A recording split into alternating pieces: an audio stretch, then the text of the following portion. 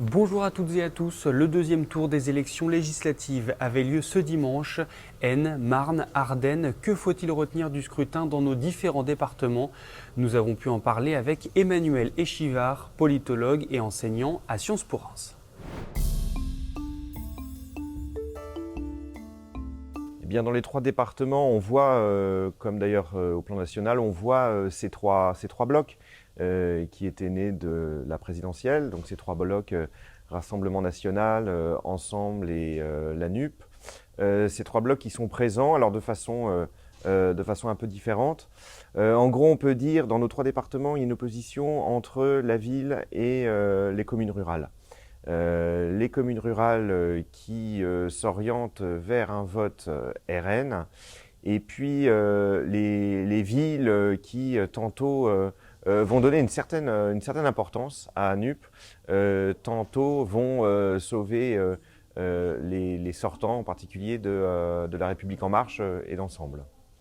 Voilà, mais comme ailleurs, la grande leçon, c'est que on a maintenant trois grandes forces. Dans nos régions, c'est encore plutôt les deux grandes forces que sont Ensemble et le Rassemblement national, mais avec cette nouvelle union populaire, écologique et sociale qui, qui monte, qui s'enracine dans les villes, mais qui n'a pas encore gagné le pari des territoires ruraux.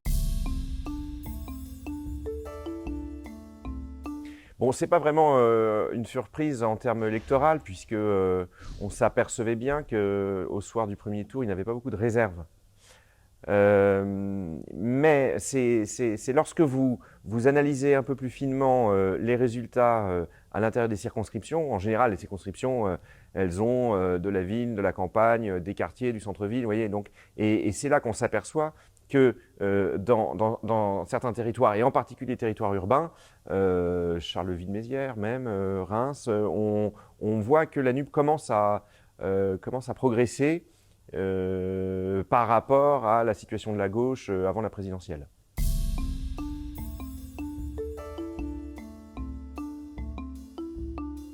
C'est très intéressant ce score du RN dans l'Aisne. En fait, on pouvait s'y attendre si on se disait, et c'est ce qui s'est passé, qu'il n'y a plus vraiment de front républicain, que le mot même n'existe plus.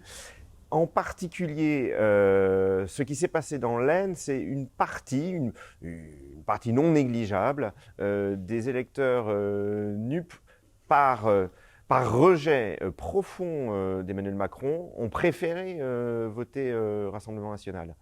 Donc, en fait, on ne peut plus raisonner comme on raisonnait auparavant, avec d'un côté les partis républicains, parti de l'arc républicain, puis de l'autre un parti qui ne serait pas républicain. C'est pas du tout comme ça que les électeurs fonctionnent. Les électeurs, ils fonctionnent plutôt par des repoussoirs différents. Alors il y en a qui ne supportent pas de voter Macron, qui voteront tout sauf Macron, d'autres qui voteront tout sauf Mélenchon, d'autres qui voteront tout sauf Le Pen. Tout ça fait que le Rassemblement national finalement n'est pas dans un coin, n'est pas isolé, mais qu'il fait partie du grand jeu. Avec donc des reports de voix qui peuvent être assez étonnants. Et vraiment, voilà, c'est en particulier les reports de voix de la NUP dans l'Aisne qui ont donné ces trois députés au Rassemblement national. Dans l'Aube, le Rassemblement national l'a emporté dans la première et la troisième circonscription. Analyse de la situation avec deux journalistes de l'Est éclair. Benoît Soyer, bonsoir. Il est exactement minuit 17 et le journal L'Est éclair vient d'être bouclé. Et voilà un petit peu la une. Le RN a fait sauter le barrage républicain dans l'Aube. Deux députés du Rassemblement national, Benoît, sur trois candidats. C'est historique pour un département comme le nôtre. Oui, on a vécu ensemble une soirée historique sur le plan politique à la préfecture ce soir. Jordan Guiton, Angélique Rang ont été élus. C'est évidemment une première. Jamais un candidat du Rassemblement national et encore moins du Front national auparavant n'avait été élu député ici. Donc Jordan Guiton qui l'emporte dans la première circonscription avec 53% des voix. Alors, on va voir justement tiens, les Ouais. résultats des différentes circonscriptions très rapidement. Ouais, il l'emporte sur le député sortant Grégory Besson-Moreau. C'était si on avait dû parier avant ce deuxième tour sur une circo qui allait basculer pour le RN, c'était vraiment celle-là. Marine Le Pen a fait 55% au deuxième tour. Jordan Guiton est issu du secteur, du côté de Mailly. Donc, il avait près de 4000 voix d'avance au premier tour. Donc, c'est pas vraiment une surprise de le voir l'emporter ce soir, même si c'est une première pour le RN, encore une fois. Voilà. Avec contre, Angélique Ranck, hein, la ouais. troisième circonscription de l'Aube. Ouais. Par contre, Angélique Ranck, ça, pour nous, en tout cas, moi personnellement, à titre personnel, j'avais pas vu venir, même si j'imaginais qu'elle ferait un bon score en milieu rural, mais je pensais que la partie urbaine, c'est-à-dire Sainte-Savine et Chapelle-Saint-Luc, ferait basculer Laetitia Bury, donc la candidate de la majorité présidentielle, en tête et qu'elle serait élue. Non, Angélique Ranck a résisté. Elle avait 2400 voix d'avance sur son adversaire au premier tour et elle en a conservé 1400. Donc voilà, le Front républicain. C'est quand même des victoires nettes, hein, mine de rien. Hein. Ouais, c'est des victoires nettes. Ça s'est pas joué à 50 voix. On observe que le Front républicain continue d'exister quand même parce que ce soit Grégory Besson-Moreau ou Laetitia Bury, ils progressent tous les deux davantage que les députés RN. Mais ils sont au final battus parce que le RN a trop d'avance et c'est aujourd'hui le premier parti du département. On l'a vu à la présidentielle et finalement, il a assez logique, même si c'était inédit, de les voir emporter 2 circonscriptions sur 3.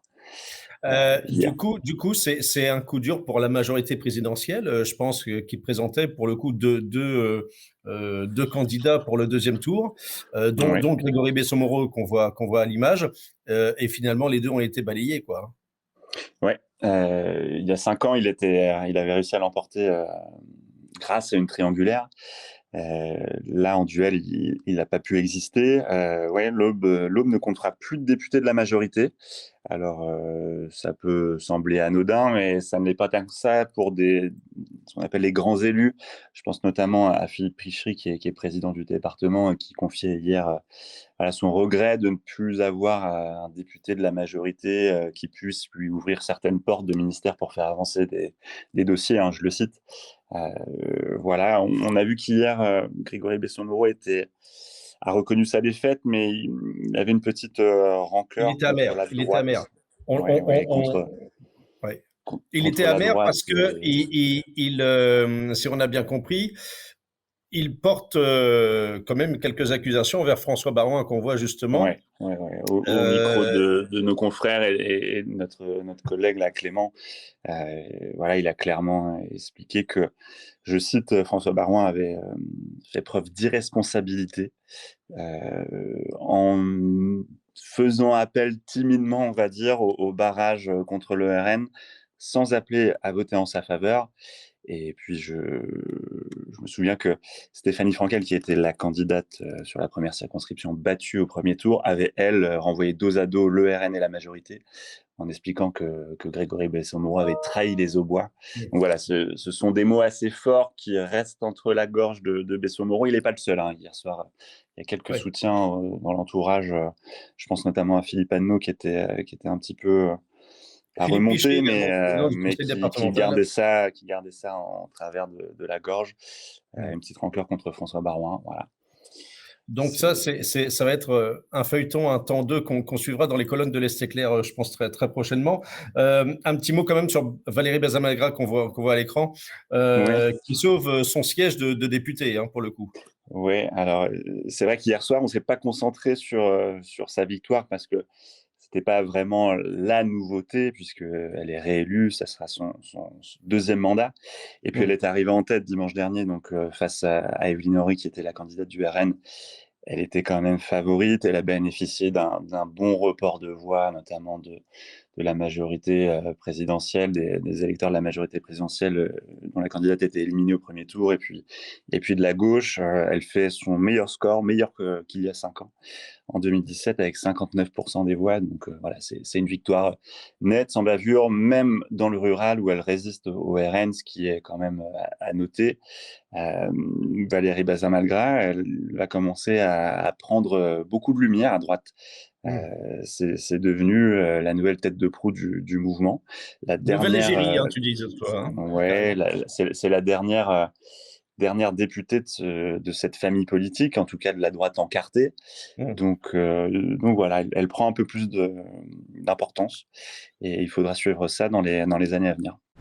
C'est la fin de cette édition. Je vous retrouve ce mardi à partir de 18h pour un nouveau numéro du Rendez-vous de l'info. Et d'ici là, l'actualité se poursuit sur nos différents sites internet.